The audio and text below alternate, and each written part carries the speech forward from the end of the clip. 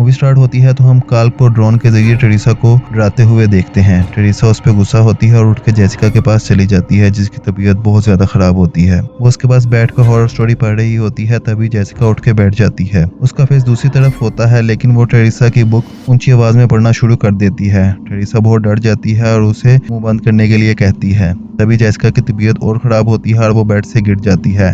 Teresa उसकी मदद के लिए उसके पास जाती है, लेकिन वो उसके बाल खींच के उसके सर की स्किन बिल्कुल ही अलग कर देती है। टेरेसा बाहर कार्ल के पास मदद के लिए जाती है, लेकिन जेसिका भी वहां आ जाती है और ड्रोन को अपने फेस पे मारती है, जिसकी वजह से वो पानी में गिर जाती है। कार्ल उसकी मदद करने के लिए पानी में जाता है, लेकिन जेसिका उसका सर काट के बाहर फेंक देती है। फिर हम जेसिका को पानी से बाहर निकल के हवा में उड़ते हुए देखते हैं।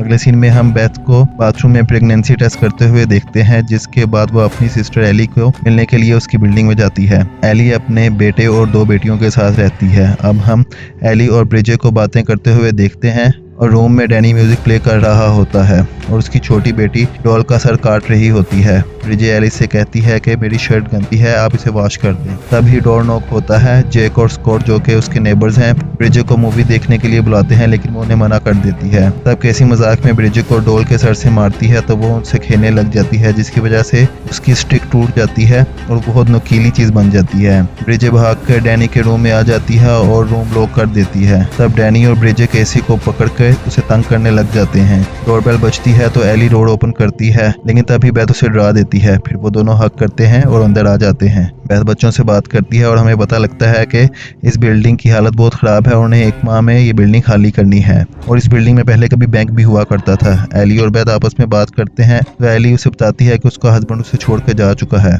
तो बेथ उसे कहती है कि तुमने बताया क्यों नहीं, मैं तुम्हारी सपोर्ट के लिए आ जाती। एली कहती है कि मैंने तुम्हें कॉल की थी, तुमने रिस्पॉन्स नहीं दिया। बेथ को अपनी गलती का एहसास होता है और वो एली से सॉरी कहती है। एली बच्चों को पिज्जा लेने के लिए भेज देती है। बेथ फिर से एली को सॉरी कहती है और कहती है कि मैं बहुत मुश्किल सिचुएशन में हूँ, मेरी मदद करो। तभी अर्थक्वेक आता है और पूरी बिल्डिंग हिलने लग जाती है। बच्चे बेसमेंट में पिलर के साथ बैठ जाते हैं। थोड़ी देर बाद उन्हें फ्लोर में एक बहुत बड़ा सुराख नजर आता है, जिसमें डैनी चला जाता है और उसे एक टॉप नजर आता है, जिसपे एक कपड़ा रखा होता है और वो हिल रहा होता है। जब वो उसे उठाता है तो उस पर बहुत सारे कीड़े निकलते हैं, जो कि उड़ना शुरू कर देते हैं। और फिर डैनी को एक बुक नजर आती है। दूसरी तरफ एली बच्चों को कॉल करती है, लेकिन सिग्नल ना होने की वजह से उसकी कॉल नहीं मिलती। तभी उनका नेबर गैब्रियल आता है तो एली उससे कहती है कि बच्चे पिज्जा लेने गए थे, तो मुझे अपने कार की कीज दो ताकि मैं उन्हें देख सकूं। लेकिन वो कहता है कि मैं भी तुम्हारे साथ चलूंगा और कीज लेने के लिए अपने अपार्टमेंट में चला जाता है। अब हम फोंडा को देखते हैं, जो कि बेथ से हेलो करता है और कहता है कि तुमने मेरी बिल्ली को तो नहीं देखा, जो कि अक्सर एसी के डक्ट्स में चली जाती है।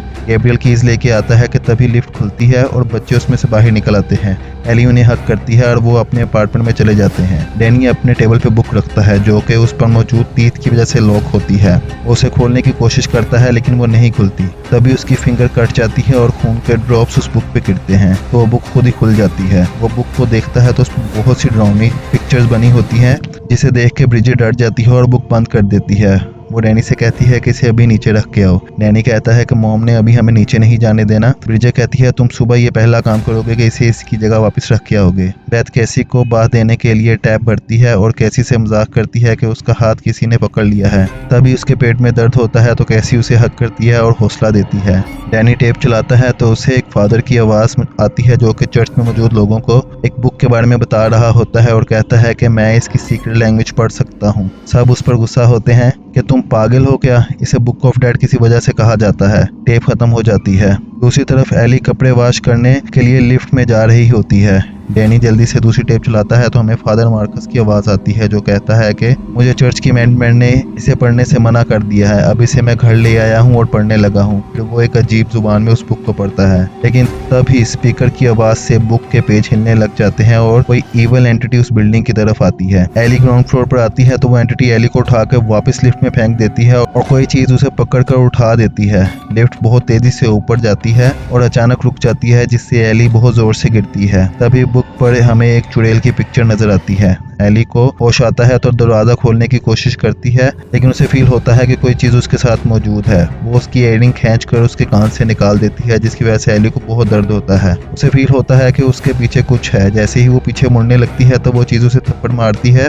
और फिर लिफ्ट के ऊपर से एक वायर आके एली के गले में लिपट जाती है, जो कि उसे ऊपर खींच देती है। उसका सांस बंद होने लग जाता है तो वो पाँव लिफ्ट की साइड पर रखती है, जिसकी मदद से उसे सांस आता है, लेकिन बहुत सी वायर्स उसके जिस्म के साथ लिपट जाती हैं और उसकी हड्डियां तोड़ देती होती है तभी बिल्डिंग की लाइट चली जाती है। ब्रिजे बेथ को बताती है कि सिर्फ हमारी बिल्डिंग की ही लाइट गई है। फिर ब्रिजे कैंडल ऑन करती है तभी एली दरवाजा खोलती है। सब उसकी तरफ देखते हैं तो वो किचन में जाके अंडे पैन पे तोड़ना शुरू कर देती है। बेथ उससे पूछती है कि तुम्हें क्या हुआ है। वो कहती है कि मैं सोच रही थी कि हम एक जंगल में हो और मैं तुम सबको मार के अपने पास रख लूं ताकि हम हमेशा एक फैमिली बन के रहें। फिर वो अचानक एली से कहती है कि ये चीज मेरे अंदर है और फिर गिर कर चलना शुरू कर देती है और फिर बहुत ज्यादा वॉमिटिंग करती है। फिर वो बेथ से कहती है कि इसे मेरे बच्चों को मत मारने देना और बेहोश हो जाती है। बेथ और डैनी उसे उठाकर लिफ्ट की तरफ लेके जाते हैं ताकि उसे हॉस्पिटल ले जा सकें, लेकिन लिफ्ट ओपन एंड क्लोज हो रही होती है। बेथ डैनी से कहती है कि स्टेयर्स की तरफ जाओ, लेकिन जैसे ही वो दरवाजा खोलता है तो स्टेयर्स अर्थक्वेक की वजह से नीचे जा चुकी होती हैं। बेथ एली को देखती है तो वो मर चुकी होती है। अगले सीन में हम एली की बॉडी को बेड पर देखते हैं। गैब्रियल उसकी आंखें बंद करता है, वो फिर से खुल जाती हैं। वो फिर बंद करता है और एली के लिए प्रे करता है। फिर वो लोग फायर एग्जिट से बाहर जाने की बातें करते हैं, लेकिन वो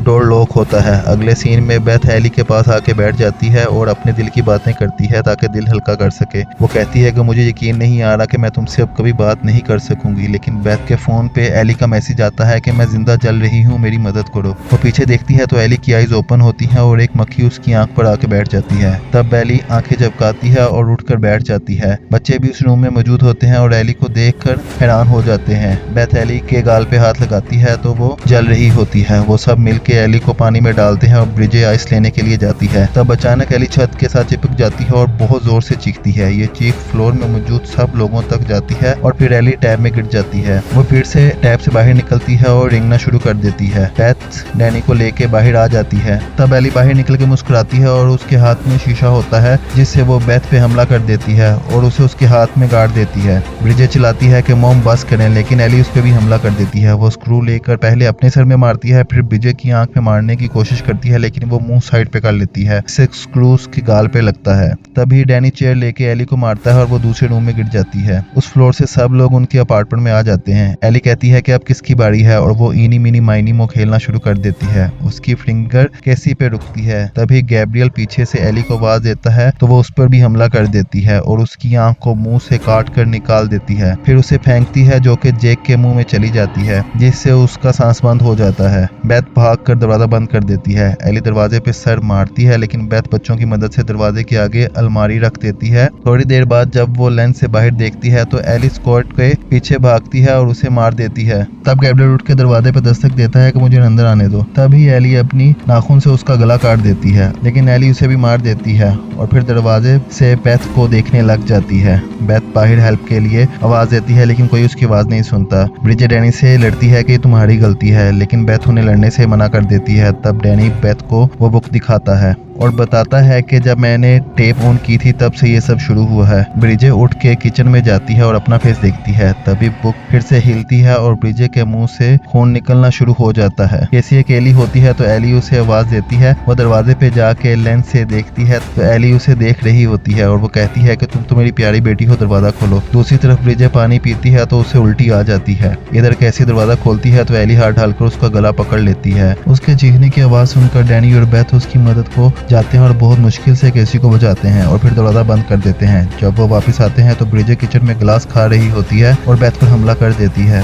बेथ उसे मारकर भागती है तो ब्रिजे कटर से उसकी टांग छील देती है। तब बेथ उसे जोर से मारती है और वो गिर जाती है। डैनी अंदर आता है तो ब्रिजे उसके पीछे भागती है। वो रूम में जाकर दरवाजा बंद करने लगता है तो ब्रिजे उसे धिक्का देती है, जिससे दरवाजा खुल जाता है। जैसे ही ब्रिजे को केसी नजर आती है तो उसे मारने के लिए भागती है, लेकिन वो अपनी डोर की स्टिक उसकी तरफ करती है जो कि उसके मुंह में चली जाती है। ब्रिजे स्टिक मुंह से निकालती है और गिर जाती है। बेथ केसी को हौसला देती है। फिर डैनी ब्रिजे की लाश को बांधकर बेड पे लेटा देता है और बेथ अकेले रूम में जाती है ताकि वो टेप आगे से सुन सके। वो टेप ऑन करती है तो मेरे फादर की आवाज आती है जो कहता है कि मुझसे गलती हो गई है। जो भी मेरी मदद के लिए आया वो खुद पोजेस हो चुका है। मेरा भाई जिसे मैंने मार दिया था वो फिर से जिंदा होकर मेरे पीछे पड़ा है और मुझे पता है कि मैं भी मरने वाला हूँ। दूसरी तरफ एली को एसी ड्रग से बिल्ली की आवाज आती है तो वो उसके जरिए फ्लैट में घुसने की कोशिश करती है। डैनी और केसी डक्ट की आवाज सुनकर उसका पीछा करते हैं, लेकिन तभी ब्रिजे की लाश उस पर हमला कर देती है। डैनी केसी को पीछे करके ब्रिजे को चाकू मार देता है, लेकिन वो फिर भी नहीं रुकती। दूसरी तरफ फादर कहता है कि इस एंटिटी को जितनी दफा मर्जी मार ले, ये फिर से जिंदा हो जाती है। इसे खत्म करने के लिए पूरी बॉडी को खत्म करना होगा। ब्रिजे चाकू निकाल के डैनी के बाजू पे मारती है और फिर खून की उल्टी उस पे कर देती है। फिर चाकू डैनी के शोल्डर पे मार देती है। डैनी को स्प्रे नजर आता है तो वो चूल्हे पर स्प्रे करता है, जिससे ब्रिजे जल जाती है और जमीन पे गिर जाती है।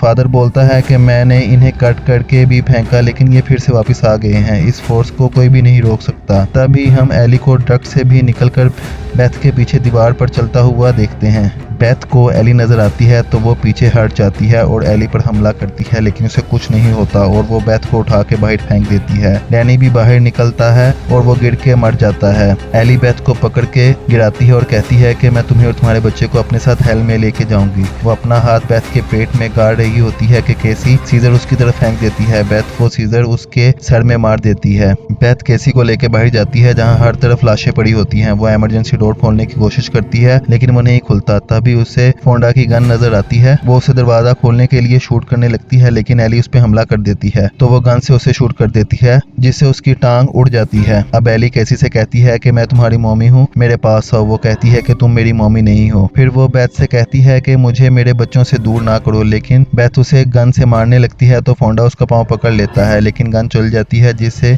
एली का बाजू भी अलग हो जाता है। बेथ फोंडा के सर पे गन मारती है। तभी डैनी और ब्रिजे बाहर निकल कर एली को देख के रोने लग जाते हैं। फिर वो हंसते हैं और बेथ केसी को लेके लिफ्ट में आ जाती है, जहाँ केसी को कीज नजर आती हैं और वो उसे उठा देती है, जिससे लिफ्ट बंद हो जाती है। अब बुक के पेज फिर से हिलना शुरू कर देते हैं और डैनी और ब्रिजे एली की बॉडी में हाथ गाड़ रहे होते हैं। लिफ्ट नीचे जाना स्टार्ट कर देती है, लेकिन लिफ्ट के चारों तरफ से खून आने लग जाता है। तब एली और बच्चे फिर से डक्ट में चले जाते हैं। लिफ्ट आधी खून से भर जाती है तो बेथ लिफ्ट के ऊपर से जाने की कोशिश करती है, लेकिन वहाँ उसे बहुत सारे हाथ नजर आते हैं और लिफ्ट अब पूरी खून से भर चुकी है। लिफ्ट तब ही ग्राउंड फ्लोर पे पहुंच जाती है और दरवाजा खुल जाता है, जिससे बेथ और केसी बाहर गिर जाते हैं और वो बहुत मुश्किल से सांस लेते हैं, लेकिन उन्हें फील होता है कि लिफ्ट में से एली और डैनी अभी भी बाहर निकलने वाले हैं। वो भागकर पार्किंग लॉट में आते हैं और कार में आके बैठ जाते हैं। फिर वो बीपर से दरवाजा खोलते हैं और गाड़ी चलाते हैं, लेकिन तभी उनका टायर एक गड्ढे में फंस जाता है। तभी पार्किंग लॉट का दरवाजा खुलता है तो बेथ को बहुत से हाथ वाली अजीब सी चीज नजर आती है, जो कि कार पर अटैक करती है, लेकिन केसी और बेथ कार की साइड पे छुप जाते हैं। बेथ को खुला दरवाजा नजर आता है तो वो बचा के खुद को और केसी को उससे निकालने की कोशिश करती है। वो खुद तो निकल जाती है, लेकिन वो चीज केसी को पकड़ लेती है और उसे ले जाकर वैन में बैठा देती है। अब हम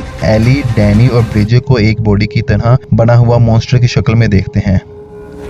एली चेनसा को चलाकर केसी को मारने की कोशिश करती है, लेकिन बेथ उसे पीछे से शूट कर देती है। केसी भागकर ट्रक के नीचे छुप जाती है। एली वही चेनसा बेथ की तरफ फेंकती है, जिससे वो बचने के लिए पीछे हटती है तो नीचे गिर जाती है। एली बेथ का पाँव पकड़ती है और ब्रिजे ट्रक का क्रशर ऑन कर देती है। एली बेथ को खींचकर क्रशर में डालने ही लगती है कि केसी उसे बंद कर देती है। बेथ भाग के चेनसा पकड़ती है और केसी से कहती है कि जल्दी से क्रशर ऑन करो। बेथ एली के पेट में चेनसा मारती है और उसे पीछे धकेल देती है, जिसकी वजह से ब्रिजे और डैनी उस क्रशर में जाकर खत्म हो जाते हैं, लेकिन एली फिर भी हाथ पकड़कर खुद को रोक लेती है। बेथ उसके सर पर चेनसा मारती है, जिससे उसका सर और बॉडी अलग हो जाती है। अब सिर्फ उसका सर वैन पे पड़ा हुआ था, बाकी सब कुछ क्रश हो चुका है। एली फिर भी बेथ से कहती है कि तुम मोम की तरह फेल होगी, लेकिन वो टांग मारकर उसका सर भी क्रश कर देती है। अब वो केसी को लेकर वहां से चली जाती है। उसके बाद हम एक लड़की को पार्किंग लॉट में आता हुआ देखते हैं, जहाँ बहुत सारा खून देख के वो डर जाती है, लेकिन वो एंटिटी फिर उस लड़की के अंदर चली जाती है और तभी मूवी खत्म हो जाती है। Thanks for watching, kindly subscribe my channel.